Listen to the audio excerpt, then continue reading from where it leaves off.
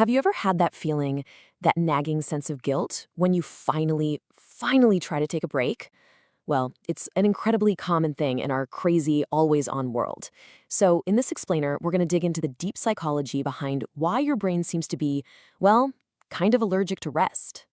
You know exactly what I'm talking about, right? You've had a ridiculously long day, you collapse on the couch, and just when you should be feeling relief? Nope. Your mind starts sprinting, making a list of everything you think you should be doing instead. You might just brush it off as being ambitious, but as we're about to find out, the roots of that feeling go way deeper. And here is the most important thing to get right from the get-go. This is not a character flaw. It's not some sign that you're just more driven than everyone else. Nope. It's a deeply ingrained psychological pattern. Basically, it's a set of wires in your brain that were probably connected a long time ago.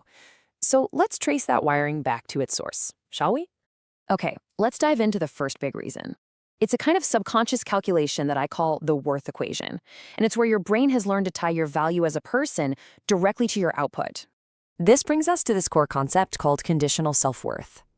Just think back to when you were a kid for a second. Did praise and approval only really show up when you were being helpful, getting good grades, or taking care of things? If so, your brain learned a very simple but very strict rule. Your value comes from what you do. And this whole conditioning process happens in a few key steps. First, approval gets tied to being useful. Then, your brain takes that and turns it into a core belief. I am only lovable when I provide value. So what happens when you try to do nothing? Well, it doesn't feel like a break. To your brain, it feels like a genuine threat to your safety and your connection to others. And boom, panic response triggered. This quote just nails it, doesn't it? Your subconscious mind literally stops asking, am I loved? And instead it asks, am I useful? And when the answer is no, because you're trying to relax, that deep gut-level anxiety just kicks right in.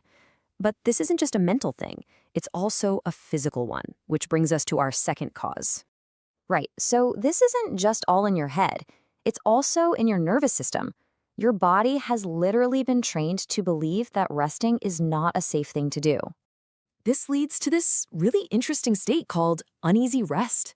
See, if you were a kid who had to grow up too fast, you might have learned that quiet moments weren't actually peaceful.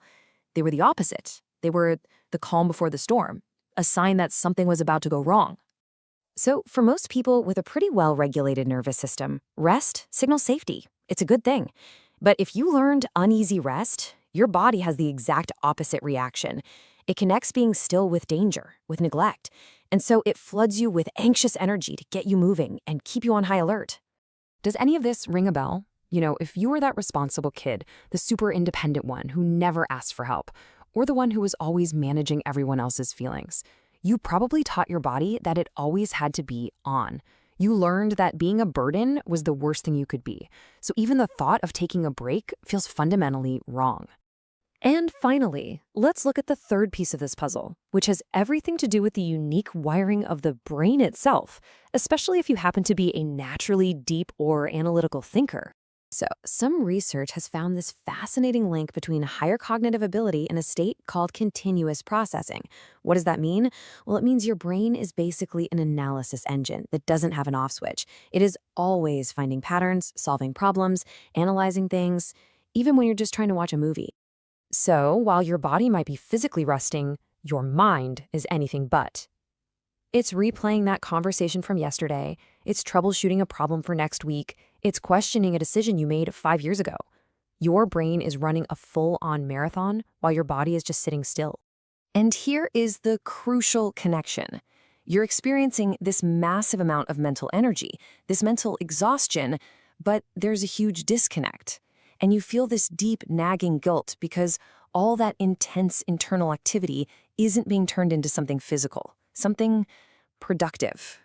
So, what do we do with all this? How do we take these three things, the conditional worth, the alert nervous system, and that overactive mind, and actually find some peace? Well, it all starts with a simple but powerful refrain. The next time that guilt starts to creep in, just try to pause and remember this. What you're feeling is not a character flaw. It's a completely logical, learned response based on your life experiences. It's a survival mechanism that probably helped you a lot at one point, but maybe you just don't need it anymore. And this right here is the most important takeaway of all. You do not have to earn your right to exist through constant productivity. Rest is not a reward you get for being useful. It is a fundamental human right. You are allowed to simply be. And I just want to leave you with this final thought. What would change in your life right now if you truly believed that you didn't have to constantly earn your place in the room, that you belonged just by being you? Something to think about.